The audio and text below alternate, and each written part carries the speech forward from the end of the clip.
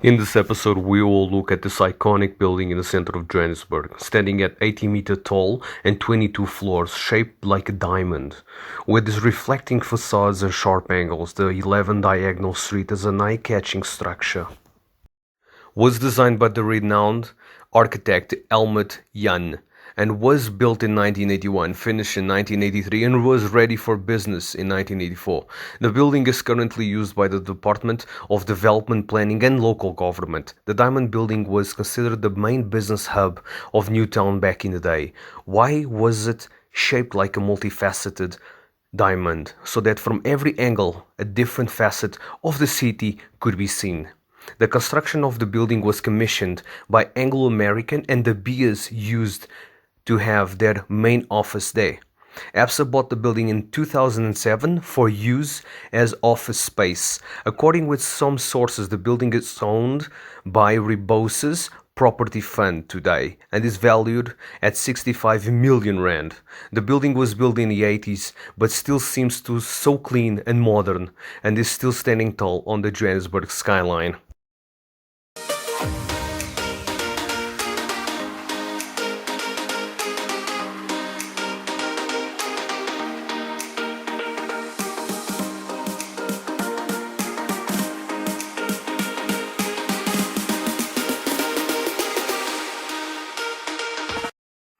The Diagonal Street Diamond, 11 Diagonal Street, or simply the Diamond, is one of the most iconic buildings in the Johannesburg cityscape. It stands out among the rest and catches your attention as you enter the city from the surrounding highways. The strong design and location of the building in the central business district gives some insight into what the city was like as the main place of business in the region at the time of construction. Similarly, the present cityscape tells the recent story and how the city has changed. This video aims to better understand the city and how this iconic building tells a story and shapes the area. Unlike most buildings in the area, this building is not placed in the line with the streets but is rotated at a 45-degree angle. As a result, there are larger areas of pedestrian space around the building. These spaces are decorated with walkways around the building, leading to the main entrance and gardens with trees along two sides. These open spaces around the building allow a better street view of the building, making it seem larger and more impressive.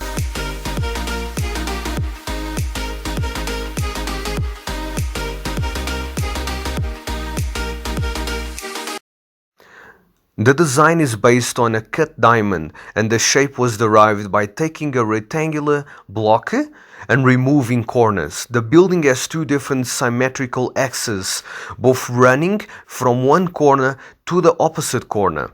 The shape and finishes are used to create the aesthetics, and very few decorative elements have been added onto the building, typical of modernist design. The different angled planes reflect the surrounding areas and make for spectacular early morning and late afternoon views. The exterior is constructed of reflective panels of light and dark glass that are supported on an almost hidden aluminium structure, essentially a glass curtain wall. The exterior wall acts as shading for the inner wall. The air gap between the exterior and interior insulates the building. The exterior glass panels were secured to the aluminum frames with the structural silicone, and these frames were then mounted on the building. The inner wall is made up of 50% glass. The building core was constructed using slip-form construction, a construction method used with concrete structures. The floors extended out from this core and were constructed using the flying form construction method. At one end of the building, the architect left openings, allowing a look at the steel structure and allow natural ventilation between the walls.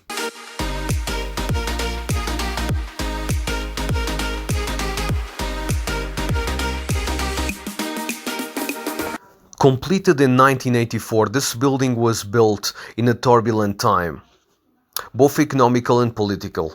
During this period, South Africa was facing mounting pressure to abolish apartheid in the form of international sanctions and the internal violence. The economic landscape was more stable, with large mining companies like Anglo American still making profits, but sanctions were making international trade difficult. The 1980s was the height of the anti-apartheid protests. Violent clashes with police, strikes in the mining sector, attacks on national key points and bombing of government buildings were at their highest levels yet. The wealth gap was widening. Poverty and crime in the homelands caused an influx of people to Johannesburg.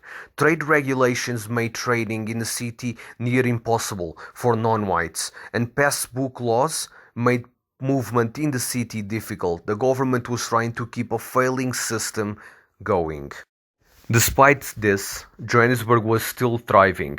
The CBD was the main place of business. The JSE, ABSA, Anglo American and De Beers were all there. Placing the diagonal diamond there was a logical choice. In the middle of the action, with easy access from the highways around Johannesburg, Diagonal Street was the place of trade for all people in all trades, and one of very few multiracial trading areas.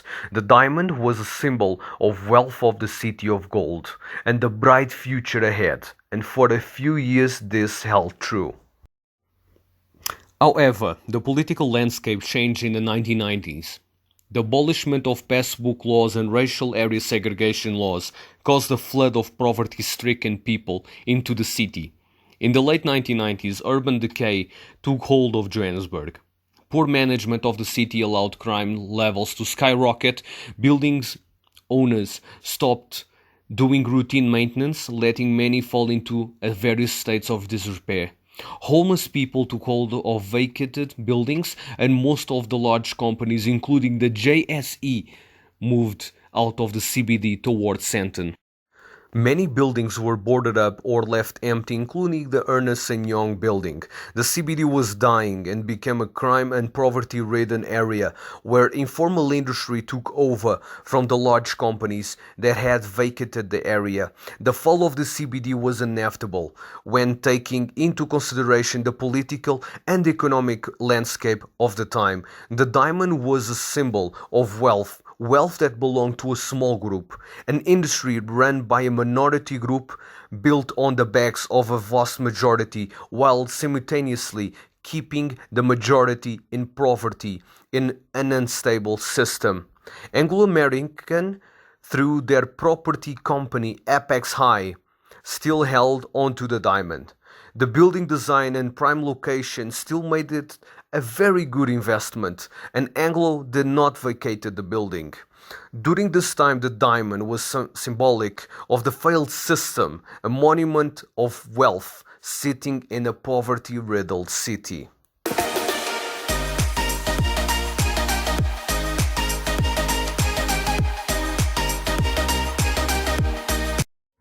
Modern-looking buildings like the diamond inspired people to improve and have a positive outlook, driving them to better themselves and their environments. Many buildings in Johannesburg are undergoing facelifts to create a more modern-driven environment, and by observing the people and industry in these revived places, it appears to be working. In conclusion, 11 Diagonal Street has been one of the most iconic buildings in Johannesburg since its construction, and the building's superb design has kept it current for 40 years and will probably do so for time coming. Thank you very much for watching, and see you guys in the next LivinginSAtv video.